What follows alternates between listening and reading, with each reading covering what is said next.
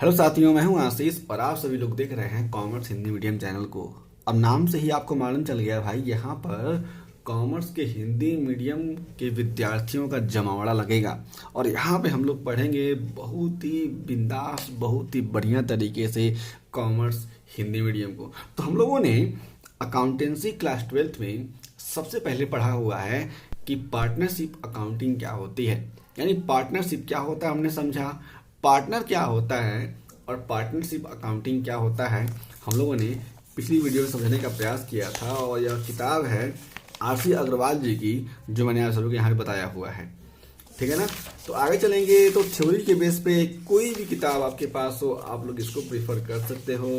ठीक है ना। आप लोग किसी भी बोर्ड से हो, इसको प्रीफर कर सकते हो।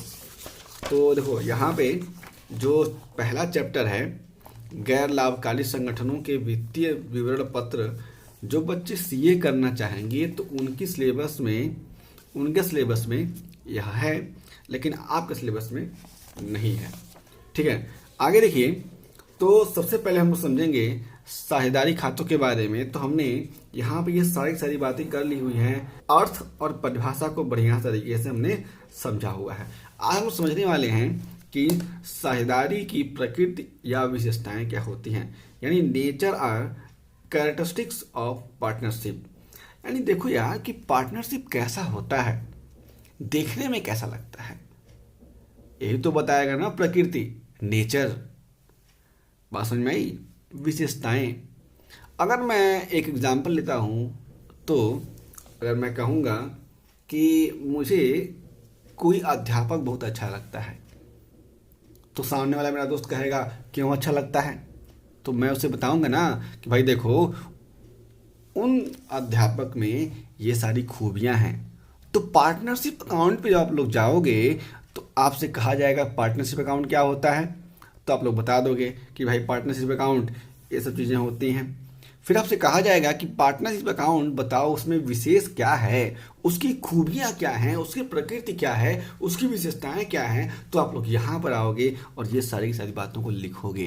और इसमें पहला कहा गया कि दो या दो से अधिक व्यक्तियों का होना, यानी 2 or more persons।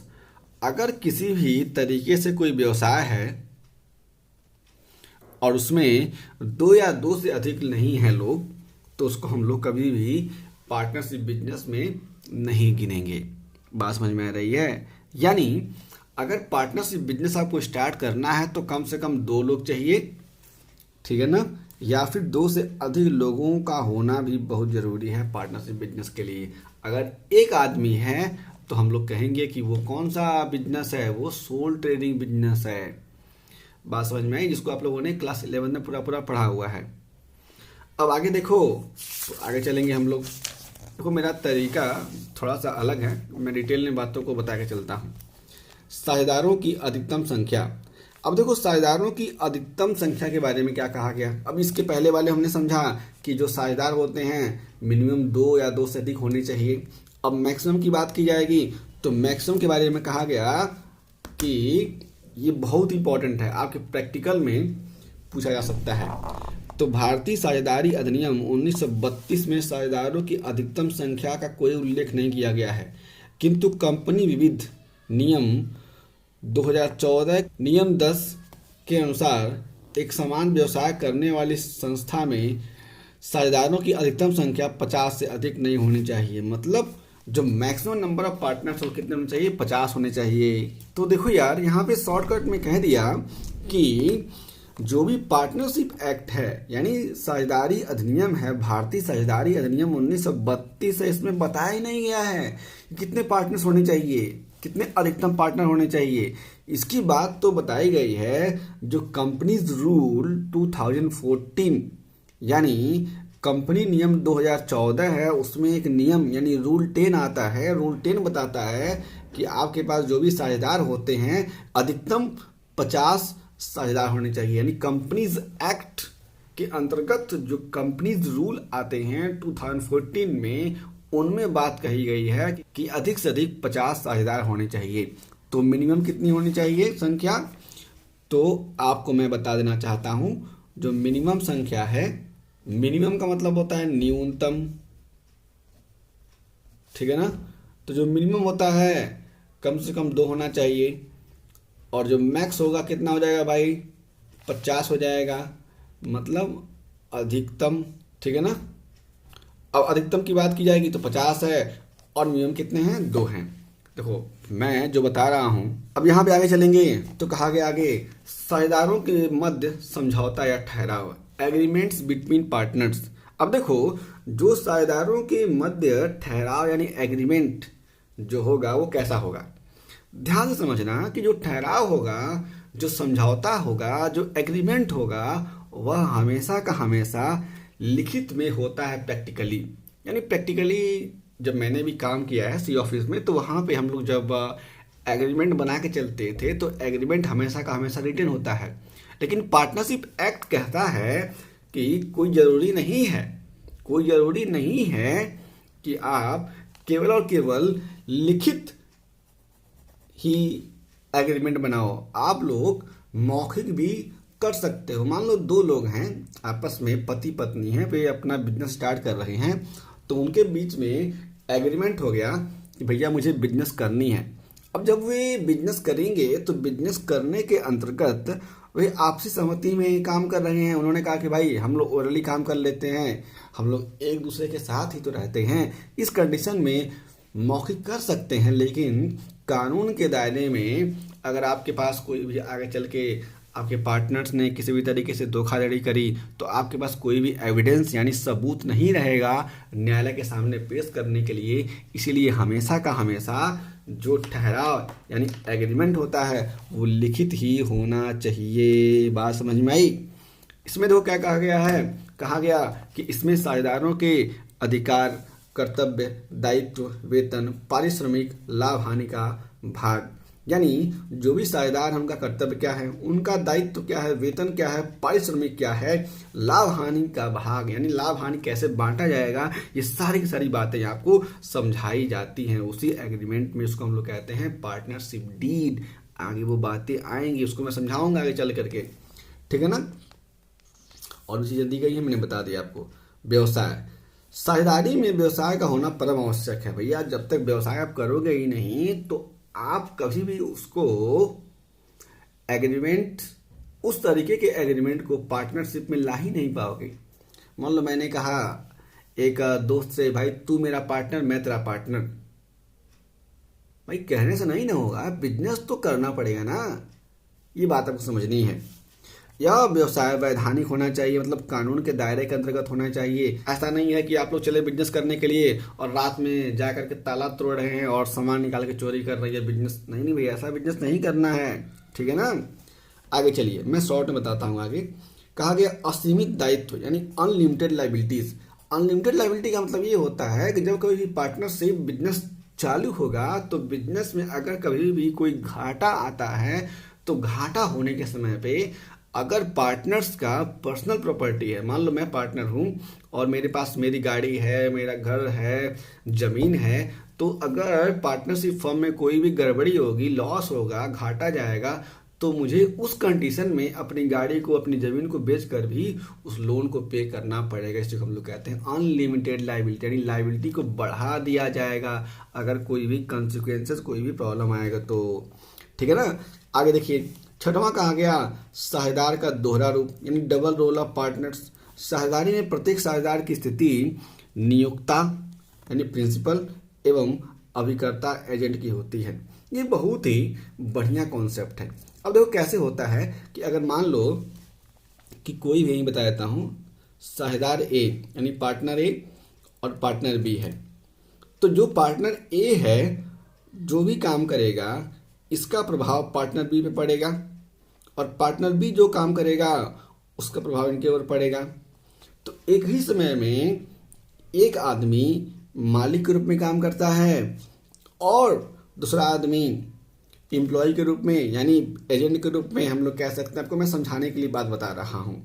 ठीक है ना। अब प्रिंसिपल क्या होता है और एजेंट क्या होता है उसको मैं आगे चल के बताऊँगा। फिर आप लोग जब बीकॉम में जाओगे तो वहाँ पे एजेंसी के बारे में पढ़ाया जाता है, वहाँ पे आपको बताया जाएगा। ठीक है। तो इसलिए हम लोग कहते हैं कि साझेदार का दोहरा रूप होता है, मतलब एक साझेदार के द्वारा की गई एक्टिविटीज, किए गए काम का प्रभाव दूसरे साझेदार पर पड़ता है। ठीक है ना। अब आते हैं अस्तित्व की बात करते हैं, यानी स्टेटस की बात करते हैं। साझेदारी में फर्म का साझेदारों से एवं साझेदार फर्म से पृथक अस्तित्व नहीं होता है, मतलब अलग अलग नहीं होते हैं। पार्टनरशिप फर्म और पार्टनर दोनों एक ही होते हैं। इसी वजह से जो लाइबिलिटी होती है वो क्या हो जाती है, अनलिमिटेड हो जाती है। अदरवाइज लाइबिलिटी अनलिमिटेड यानी असीमित दायित्व तो नहीं बनेगा। हम बने तुम बने एक दूसरे के लिए, यानी पार्टनरशिप फर्म और पार्टनर्स दोनों एक ही होते हैं। पार्टनरशिप फर्म में कोई भी प्रॉब्लम होगी उसका बर्डन, उसका भार किस पे आएगा, पार्टनर्स पे आएगा। पार्टनर्स नहीं कह सकता कि मैं इसके लिए लायबल नहीं हूँ। हाँ, लेकिन कंपनीज के बारे में अगर आप लोग पढ़ोगे तो कंपनी में जो भी अस्तित्व होता है वो सेपरेट होता है। ठीक है ना। जो स्टेटस होता है वो अलग अलग तरीके से होता है। वैधानिक स्थिति यानी लीगल पोजीशन क्या कहता है, इसमें कहा गया साझेदारी की स्थापना अथवा अंत के लिए वैधानिक आवश्यकताओं की पूर्ति आवश्यक नहीं है। ऐसा नहीं है कि आप लोग साझेदारी बिजनेस चालू करने जा रहे हो तो आपको बहुत सारे नियम और कानून फॉलो करने पड़ेंगे। ना ना, ऐसा करना ही नहीं है आपको भाई। मान लो मैं और मेरी वाइफ हैं, हम लोगों ने दोनों ने मिल करके सोचा कि हम लोग अब यूट्यूब पे पढ़ाएंगे बहुत ही बढ़िया तरीके से, धमाकेदार तरीके से, और क्लास 11th और 12th के बच्चों को बहुत ही बढ़िया एजुकेशन देने का प्रयास करेंगे जो भी हो सकेगा हमसे। अब हम दोनों के बीच में एग्रीमेंट हो गया, हम लोग पार्टनर हो गए। तो ऐसा थोड़ी ना है कि हम लोगों ने जाकर कोई भी स्टैम्प पेपर खरीदा, वहाँ पे साइन किया, टिकट लिया और नोटरी कराई, उसके बाद से पूरा एग्रीमेंट वगैरह किया। नहीं नहीं भाई, हम तो घर में ही है ना, तो हमें सब करने की आवश्यकता है ही नहीं। तो अगर मान लो हमें लगा कि भाई अब इस पार्टनरशिप को तोड़ ही देते हैं, हम लोग अब नहीं पढ़ाएंगे, मन नहीं कर रहा, बच्चे हमारी बात मान ही नहीं रहे हैं, तो कहेगा चलाना चैनल भी बंद कर देते हैं, पढ़ाना बंद कर देते हैं। अब ऐसा आएगा ना भाई, तो हमें ये समझना है कि इस तरीके से चाहे बिजनेस चालू करना हो, चाहे हमारे पास साझेदारी बिजनेस यानी पार्टनरशिप बिजनेस बंद करना हो, हमें बहुत ज़्यादा कॉम्प्लिकेशन की आवश्यकता नहीं पड़ती है, बहुत ज़्यादा कानूनी तरीकों का पालन नहीं करना पड़ता है। इसका पंजीयन अनिवार्य नहीं होता है। ऐसा नहीं है कि आप लोग रजिस्ट्रेशन कराओगे तभी आपका बिजनेस चलेगा। अभी आगे बताऊंगा कि कई बार बहुत सारे पार्टनरशिप फर्म ऐसे होते हैं जो बिना एग्रीमेंट के हो जाते हैं, यानी आपस में बातचीत हो गया, चाय पानी पिए, बिजनेस चालू हो गया, कोई भी लिखित काम नहीं है, ये बातें हो जाती हैं। अब देखिए, हित का हस्तांतरण यानी ट्रांसफर ऑफ इंटरेस्ट, कोई भी साझेदार अन्य साझेदारों की अनुमति के बिना अपना हित किसी अन्य व्यक्ति को हस्तांतरित नहीं कर सकता। मतलब अगर मान लो हमारे पास ए, बी और सी 3 पार्टनर हैं, तो यहाँ पे ये कह रहा है कि मैं अपना हिस्सा बी को बेच देता हूँ। तो अगर ए, बी, सी और तीनों अगर इस कंडीशन में राजी नहीं होंगे तो ये अपने हित को, अपने हिस्से को दूसरे को ट्रांसफर नहीं कर पाएंगे, बेच नहीं पाएंगे। ये बातें आपको समझ के चलनी है। 10वां कहा गया निर्णय यानी डिसीजन। जब कभी भी डिसीजन लिया जाएगा तो बहुमत के आधार पर, यानी सारे के सारे पार्टनर्स अगर एग्री करेंगे, सहमत होंगे, तभी ही कोई डिसीजन लिया जाएगा। अगर कोई पार्टनर एक पार्टनर ऑब्जेक्शन कर देता है कि मैं तो मानूंगा ही नहीं, मैं तो मानता ही नहीं आपकी बात, तो वह बात कभी भी इस तरीके से पार्टनरशिप फर्म में लागू नहीं हो पाएगी। अब यहाँ पे और भी चीज़ें लिखी गई हैं, मैं आपको दिखा देता हूँ, आपको ध्यान से पढ़ लेना है। जो भी बहुत ही इंपॉर्टेंट चीज़ें थी उसको मैंने आपको ऊपर बता दिया, आप लोग इसको देख लो अन्य में, और आपको कोई प्रॉब्लम होगा मुझे बताना। आपके सभी प्रश्नों का आंसर मैं जरूर करूँगा, और मेरा वादा है कि मैं आप सभी को, अगर आप लोग शुरू से मेरे साथ पढ़ते हो तो अकाउंट में आपको मैं मास्टर बना दूंगा, और आपके एग्जाम्स में बहुत ही बढ़िया मार्क्स आएंगे, और सब लोग कहेंगे वाह भाई क्या पढ़ा है तूने, कहाँ से पढ़ा है। मुझे भी अच्छा लगेगा, आप लोग पढ़ो। फिर से मिलेंगे एक नए वीडियो के साथ, जहाँ पे हम लोग बात करेंगे कि साझेदारी एवं सीमित दायित्व साझेदारी में अंतर क्या होता है। देखो, एग्जाम में ये भी बहुत इंपॉर्टेंट चीज़ है भैया, दोनों के बीच में डिफरेंस पूछा जाता है, और ये भी जब आपका वाइवा होगा तो उसमें भी यह बात पूछी जाती है। हम लोग जब बच्चों का वाइवा लेते हैं तो उसमें ये चीज़ें पूछते हैं। बात समझ में आई? चलो बाय बाय, अपना ख्याल रखना, और मैं मिलूँगा फिर से आपके साथ पढ़ने के लिए, जानने के लिए पार्टनरशिप अकाउंटिंग को। बाय बाय, जय हिंद।